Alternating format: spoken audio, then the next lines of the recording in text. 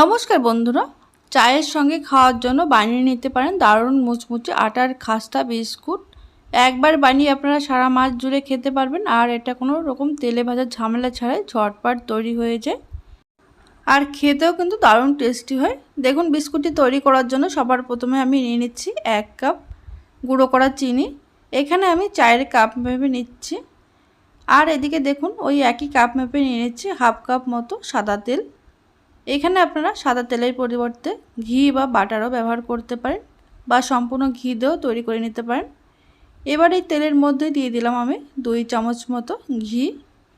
তেলের সঙ্গে ঘিটা কিন্তু খুব ভালো করে মিশিয়ে নিতে হবে। এবার দেখুন, যে গুঁড়ো করা চিনিটা, সেই চিনি এর মধ্যে দিয়ে দিলাম। এবার চিনি আর এই তেল কিন্তু একসঙ্গে খুব ভালো করে ফেটিয়ে নিতে হবে বা মিশিয়ে নিতে হবে।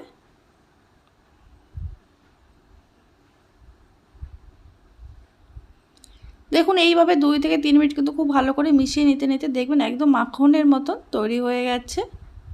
ঠিক এরকম হবে। ভালো করে মিশিয়ে নেওয়ার পর এবার এর মধ্যে আমি দিয়ে দেব 1 কাপ আটা। তবে এখানে একটা ছাঁকনি নিয়েছি, ছাঁকনির মধ্যে আটাটা দিয়ে দিলাম। এবার দিয়ে দেবো এই একই কাপ মাপে 1 কাপ বেসন। এখানে পরিমাপটা কিন্তু একদম ঠিকঠাক রাখতে হবে, তবেই কিন্তু বিস্কুটটা একদম মুচমুচে খাস্তা হবে। এবারে দেখুন, এই ছাঁকনিতে একটু চেলে নিচ্ছি। এইভাবে চেলে নিলে কিন্তু এই ব্যাটারটা মেশাতে সুবিধা হয়।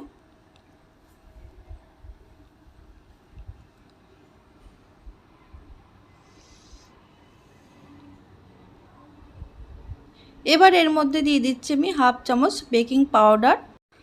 এখানে কিন্তু বেকিং সোডা ব্যবহার করা যাবে না। এবারে দিয়ে দিচ্ছি 1 চিমটি নুন, আর দিয়ে দেবো সামান্য এলাচের গুঁড়ো, এতে করে ফ্লেভারটা ভীষণ ভালো হবে। এবারে দেখুন, সমস্ত উপকরণ কিন্তু খুব ভালো করে মিশিয়ে নিচ্ছি আমি আগে।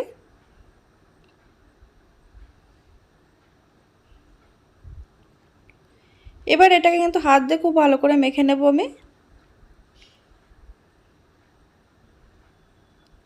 এর মধ্যে কিন্তু একটু জল ব্যবহার করা যাবে না। দেখুন, এইভাবে মাখতে মাখতে কিন্তু কালারটা পুরোপুরি চেঞ্জ হয়ে যাবে। আর যদি খুব বেশি শুকনো মনে হয়, তাহলে কিন্তু এর মধ্যে 2 চামচ তেলও মিশিয়ে নিতে পারেন, বা 2 চামচ ঘি। দেখুন, খুব ভালো করে মাখতে মাখতে ডোটা ঠিক এরকম সফট ডো তৈরি করে নিতে হবে। 3 থেকে 4 মিনিট খুব ভালো করে মেখে নিয়েছি। এবার ওটা সাইডে রেখে দেওয়ার পর যে পাত্রে আমি বিস্কুটগুলো তৈরি করব, সেই পাত্রের মধ্যে 1 ফোঁটা তেল দিয়ে একটা ব্রাশের সাহায্যে এইভাবে চারিদিকটা লাগিয়ে দিচ্ছি।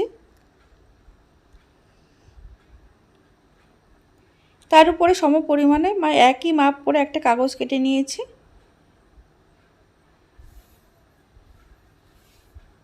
এটা সাইডে রেখে দেওয়ার পর এবারে ডো থেকে আমি একটু ছোট ছোট মতন বল তৈরি করে নেব। বলটা তৈরি করে দেখুন এরকম গোল করে নিচ্ছি।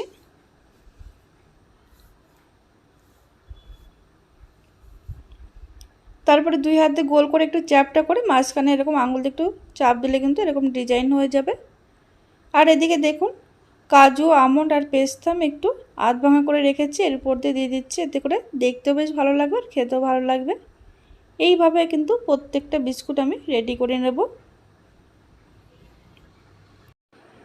এখানে আপনারা আপনাদের পছন্দ মতন শেপ দিয়ে নিতে পারেন, তবে বিস্কুটগুলো এমনভাবে দেবেন যাতে একটার সঙ্গে একটা লেগে না যায়, একটু ফাঁকা ফাঁকা করে দিতে হবে।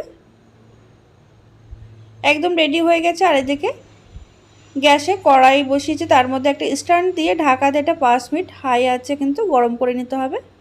তারপরে ঢাকনাটা খুলে খুব সাবধানে প্লেটটা দিয়ে আবারও ঢেকে দিয়ে একদম লো আছে এটা আমি 20 থেকে 25 মিনিট বেক করে নেব। দেখুন, 25 মিনিট লোতে রাখার পর ঢাকনাটা সরিয়ে নিয়েছি, আর বিস্কুটগুলো কিন্তু ফুলে অনেকটাই বড় হয়ে গেছে।